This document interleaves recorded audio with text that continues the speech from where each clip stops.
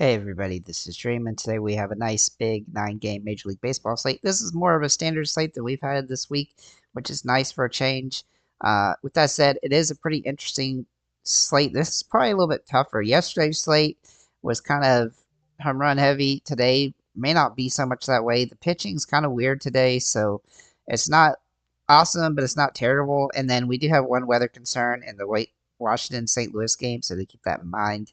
But with that said, let's go ahead and get into this pitching slate. So, first of all, when it comes to pitchers, we really don't have any core plays on this one. I think we have one, two, three, four, maybe five guys that have some really good potential today, though. So we'll go through those. And Manga for the Cubs first. Now he's been pretty good this season. He's been a little bit up and down, but he's got a favorable matchup here against Kansas City. Though I do like some Kansas City bats. He's got a pretty good K rate for the slate. He's got one of the better on the slate. In fact, there's only one guy that has more than likelihood of 6 strikeouts, and he has it. So maybe Snell is close to that, but pretty much everybody else is 5Ks or under. So he's kind of there for that perspective, but he's not a must play in any stretch of imagination, and he's really going to be underowned on this one just because of the matchup situation being a little bit worse than some of the other options on the slate. We'll look at Lugo for Kansas City against the Cubs. Now, the Cubs do have a couple bats that are interesting, but he's been pretty solid lately. He's been a little up and down, though, but he's had a couple bad games, like against Boston. But I do think he's got really big time upside. He's probably got the safest ceiling of any, or highest ceiling rather, of anybody on the slate. And this is a pretty decent matchup for him against the Cubs. His K rate is kind of iffy, but he's still okay here. We're also going to look at Cutter Crawford. Now, I didn't really expect to consider him at this situation because he's against the Yankees, but I am going to mention that he's had 2 straight games this season against the Yankees where he scored over 25 fantasy points. And if we look, we had 25 in that one a few games ago and then 27 before. So that does give him some upside here. His K rate has actually been somewhat better, though he has been a little bit inconsistent. So he has had a tough schedule as well. So I think he's actually a viable option, and he's going to come out of nowhere when it comes to fantasy potential and stuff like that. So he could be a contrarian Hail Mary type play that could be really sneaky on the slate. Brandon Pfaff for Arizona is facing Pittsburgh. I do like a couple of Pittsburgh bats in this one. He doesn't really project all that well because the K rate's a little bit low, but he does have an interesting upside game here. He could definitely score in the high 20s if he has a solid game and gets the strikeouts, though the strikeouts have been inconsistent lately. I'm also going to look down the roster at Savell for Milwaukee. He's got a favorable matchup against Miami. He hasn't been particularly great this season, but he does project pretty well here, and while he does have a low floor, his ceiling is high enough at this price point that he's definitely worth a look, but he's definitely a high-risk, high-reward type of situation play. Then we have some extreme GPP plays. That would be Blanco for Houston. He's got unfavorable matchup against the Dodgers. Irvin for Washington faces Seattle, or St. Louis, rather. That's not a terrible matchup, but it's not great either, and his K rate's a little bit too low. Wu for Seattle against the White Sox. He gets the benefit of the nice matchup, but he really hasn't done much to, uh, gather the price point there. Blake Snell, he does face Colorado, which is a huge advance for him, but he has really struggled. I wanted to make him a GPP play, but he just really has only had one game that he was good against Minnesota.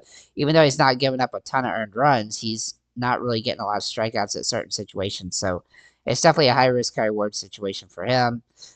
Gibson for St. Louis faces Washington, and I don't think Washington looks all that great today. And then Meyer from Miami against Milwaukee. Like he's not, he's had one tough game, which he actually did well against Atlanta, but he's really had a pretty easy schedule so far. But he definitely has that contrarian ability today as a Hail Mary play here. And then Fetty for the Chicago White Sox. He's got a matchup against Seattle, which I don't love it, but he definitely projects decently well here. One other Hail Mary play would be Gonzalez for Pittsburgh against Arizona. This is a high risk, high reward situation. He's only played a handful of games, and he hasn't really had a big game yet. But his K rate is actually not that terrible for this particular situation. So it's definitely interesting. Let's go and get into our position players. Yesterday, there was this position players all over the place. Looked great.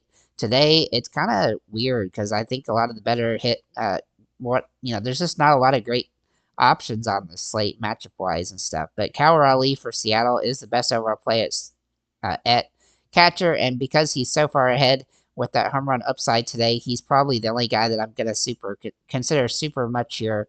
Uh, there are some guys that you could be contrarian with, like the two Contrerases or Salvador Perez, Will Smith, Logan Hope, and Gabriel Moreno. But Cal Raleigh is my core play right now. He just looks really good. Looking at first base, Otani, he's looking good every single day. Freddie Freeman is out for a couple days probably, so he's going to be a top tier option today. He's obviously super expensive, but then we'll look at Ben Rice. He's kind of a contrarian, a sneaky play today. He really hasn't been all that great, but he does have that random home run upside as he's managed to do a couple times, and hit that matchup metric today is really solid. So he's definitely worth a look here. You could also consider Christian Walker, Rowdy Tellez, and Luke Raley.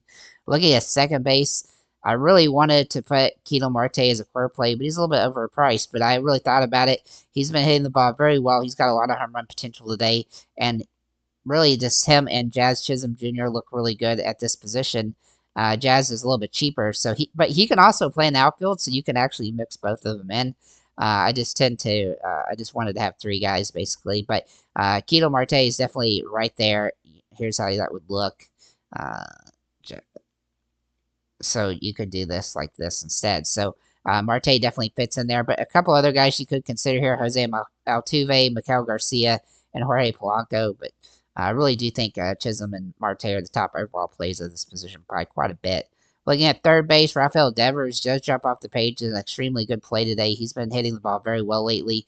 He hadn't even hit a home run in a few games, but he definitely has that matchup metric today. Chris Morel is a good contrarian play, though he didn't play yesterday. He does draw good fantasy output for this position situation, so I think he's a good value option. A couple other guys, Miguel Garcia and Josh Rojas.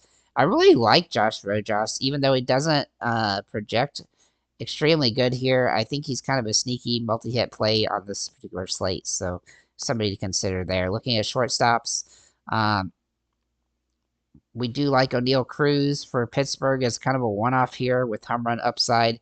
He's a power hitter, obviously. He's been a lot better at home than on the road, so that's a little concern here, but he definitely has some potential today. We also like Bobby Witt Jr., though he is extremely expensive, and I think Otani's safer when it comes to the price point and situation. But I think he's a decent option. Anthony Volpe, CJ Abrams, and Jeremy Pena also in play at this position.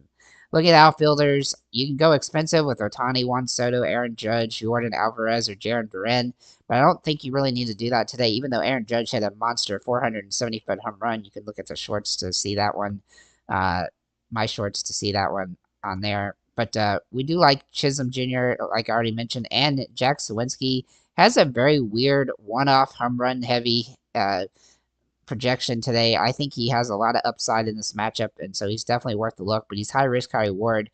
I really didn't want to make him a core play, but he's so cheap that he can help you pay up at the position, so he's definitely worth a good look there. But if you don't want to utilize him, then that's definitely, okay.